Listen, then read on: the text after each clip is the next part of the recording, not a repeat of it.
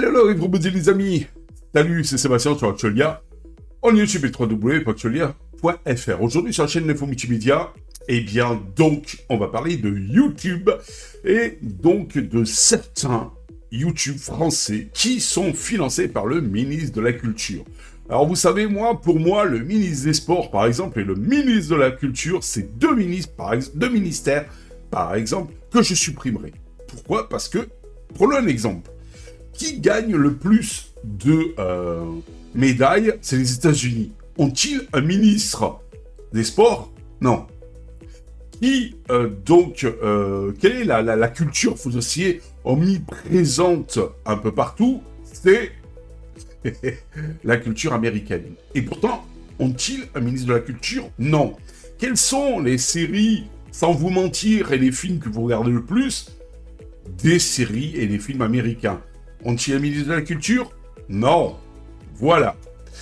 Donc, tout simplement, il va revenir à nos moutons, n'est-ce pas ? Les youtubeurs français sont financés par le ministère de la Culture. Une nouvelle dynamique, dit-on, pour la création numérique. Le ministère de la Culture française a lancé en 2021 un programme, donc tout simplement de soutien aux créateurs de contenu numérique, dont les youtubeurs.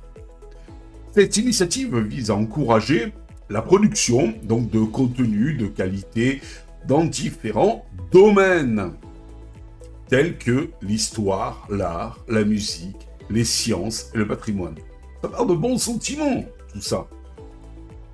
Un soutien financier pour une création diversifiée, en plus ça rime. Le programme propose deux types de financement.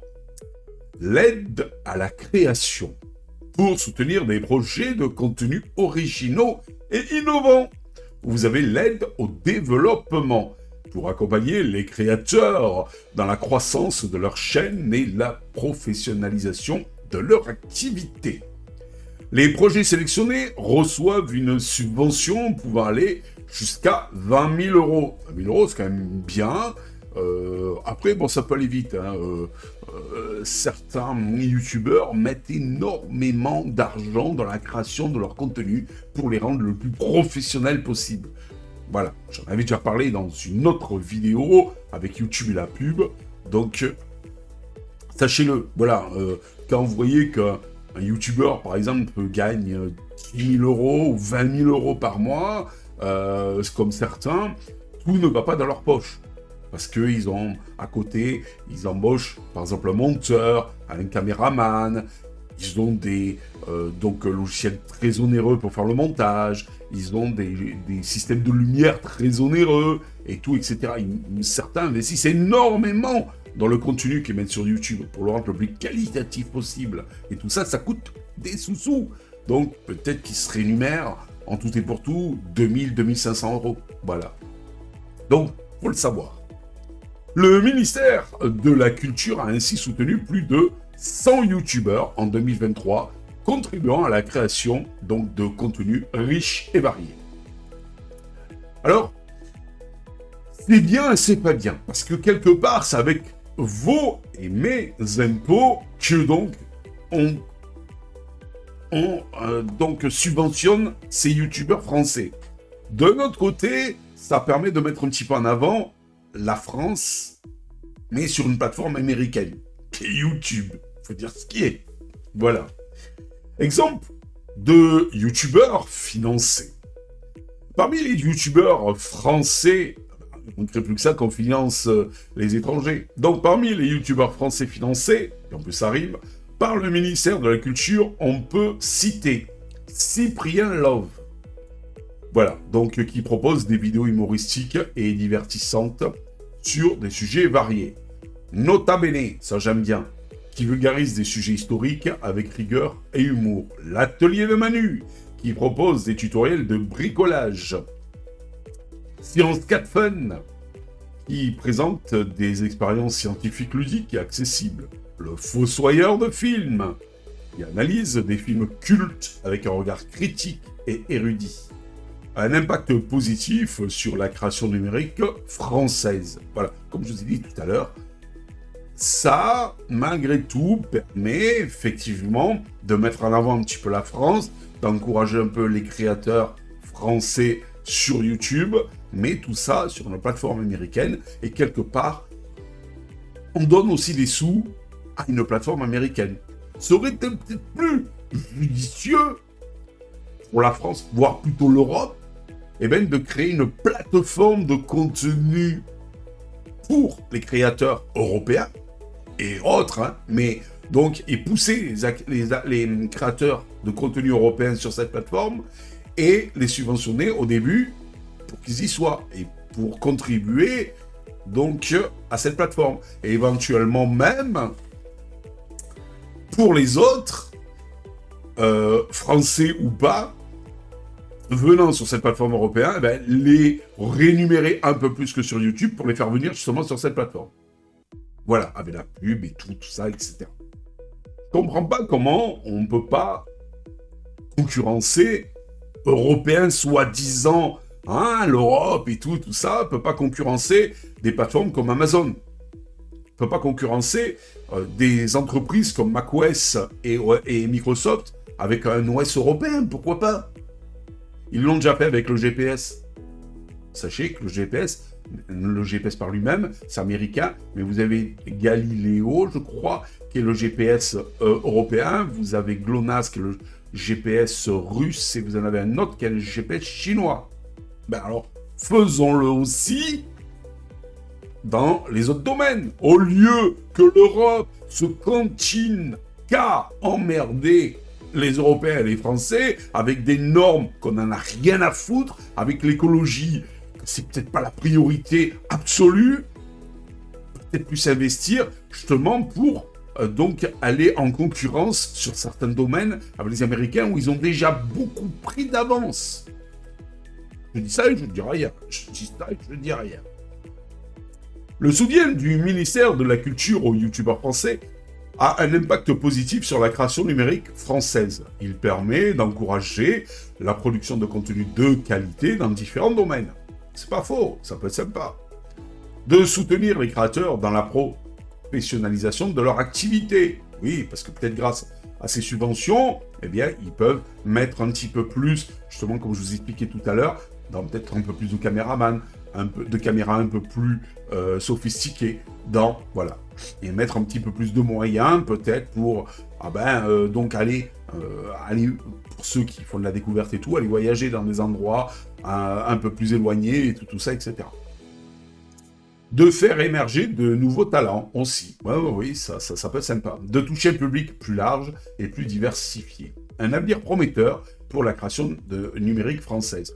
Voilà, il n'y a pas si longtemps que ça, je vous ai fait une vidéo où je veux parler justement de YouTube et tout ça, qu'en fait, incontestablement, si vous voulez être le plus vu, c'est sur YouTube. Vous pouvez me parler de toutes les autres plateformes.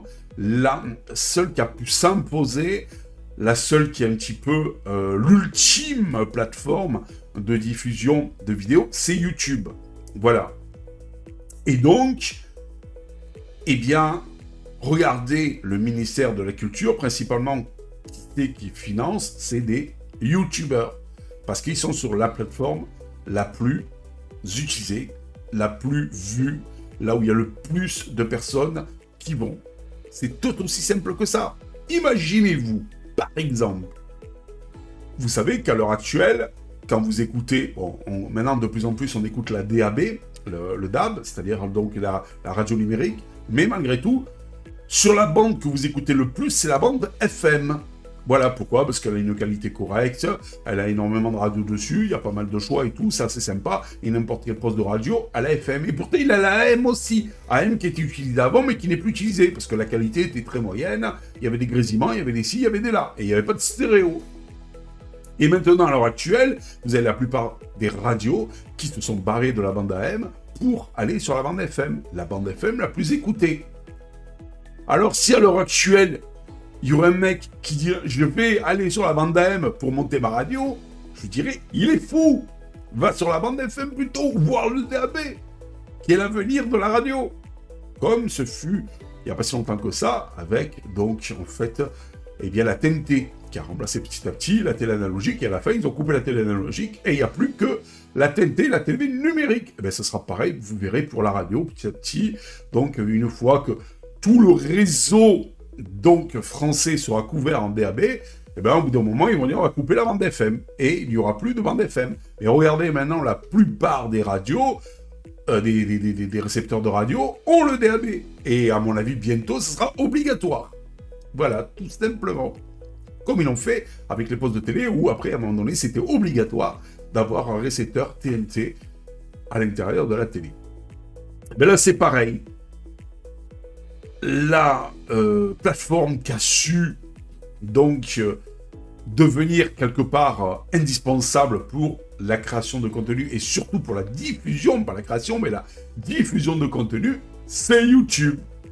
Et donc, bon, ben, si vous voulez percer, c'est sur YouTube. Si vous voulez en faire votre métier, c'est sur YouTube qu'il faut aller. Si vous voulez être vu le maximum, c'est sur YouTube qu'il faut aller. Voilà, tout simplement. Regardez, par exemple, je vais prendre l'exemple d'un grand YouTuber national que tout le monde peut-être connaît. Enfin, peut-être pas tout le monde, mais ceux qui s'intéressent à Linux connaissent, c'est Monsieur Frédéric Béziès. Eh bien, il était sur YouTube. Il avait pas mal de vues et tout, il était énorme. Depuis qu'il a quitté YouTube, qu'il est allé sur Peertube, il a beaucoup moins de vues. Je regardais une vidéo qu'il a fait quelques mois à l'avant, en arrière, où il faisait justement un bilan, et il disait que bon, il était plus cool depuis qu'il est allé sur Peertube et tout, il y a moins de tracas, moins de ci, moins de là et tout ça, mais il est vrai qu'il a avoué lui-même qu'il a perdu énormément de vues. Voilà, tout simplement. Que les gens n'ont pas envie de se diversifier, ils ont envie d'aller sur une plateforme où il y a tout ce qu'ils veulent, et sur Peertube, c'est vrai que le choix n'est pas du tout le même que sur YouTube. Voilà, tout ça, et la qualité aussi, parce que des fois sur Peertube, ça marche pas. Voilà. Ça, c'est entre guillemets, entre parenthèses, entre tout ce que vous voulez. Le soutien donc du ministère de la Culture aux youtubeurs français est une initiative bienvenue qui contribue à la dynamisation et de la création numérique française. Cette initiative permet de faire rayonner la culture française sur Internet et de toucher un public plus large. Pour conclure, le financement de youtubeurs par le ministère de la Culture est une initiative prometteuse qui permet de soutenir la création de contenus de qualité et de faire rayonner la culture française sur Internet. Mais vous, qu'est-ce que vous en pensez? Est-ce que vous trouvez ça normal qu'avec une partie de mes et de vos impôts, eh bien, on finance des youtubeurs pour qu'ils soient un petit peu plus vus, pour contribuer à la culture française sur Internet?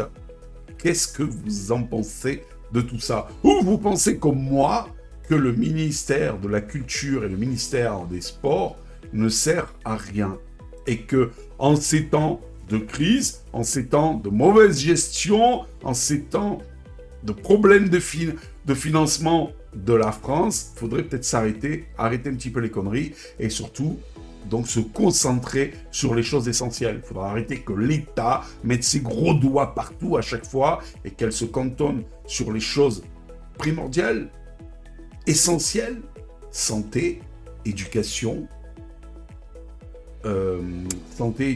police et justice. Voilà. Donc ça, déjà, si elle arriverait à maîtriser ça, s'il est arrivé à maîtriser ça, ça serait déjà pas mal. Mais c'est ce qu'on lui demande quelque part. On s'en fout qu'il y ait un ministère de ci, un ministère de là, un ministère de la mer, je crois qu'il y a. Un ministère de la mer. Bon, écoutez, alors attendez. Je vais regarder parce que je crois que je les avais notés quelque part. Voilà. Alors, vous avez le ministère de l'économie, des finances et de la souveraineté industrielle et numérique. Bon, ça, oui. Bon, pourquoi pas? Allez, pourquoi pas. Le ministère de l'Intérieur et des Outre-mer. Vous avez le ministère du Travail, de la Santé et des Solidarités, le ministère de l'Éducation nationale et de la jeunesse, bon, ok, ministère de la Culture, on zappe, allez, next. Le ministère de l'Agriculture et de la Souveraineté alimentaire, alors là, suis... Pourquoi un ministère de l'Agriculture? Foutons la paix aux agriculteurs, laissez-les travailler comme ils veulent, à partir du moment où ils respectent les normes, je dirais, pour pas qu'on crève tous si on doit manger. Donc, en fait, de ce qu'ils cultivent, c'est tout. Mais moi, je leur foutrais la paix et je virerais ce ministère. Voilà, tout simplement. Ministère des Armées, ça, je suis d'accord. On va dire que c'est le ministère de la Défense. Ministère de l'Europe et des Affaires étrangères. Moi, je pense que c'est le Premier ministre qui devrait s'occuper de ça. De tout ce qui est relation avec l'étranger et les affaires étrangères, relation avec l'Europe et tout ça. Il ne faudrait pas un ministère pour ça. Ministère de la transition écologique et de la cohésion des territoires. Hop, hop, hop, hop, hop, hop. Je virerai ça. Foutez la paix aux Français. Voilà. Foutez la paix aux Français, aux agriculteurs, ici et là, avec votre ministère de la transition écologique et de la cohésion des territoires. Voilà. Il y a autre chose, à l'heure actuelle, de plus important.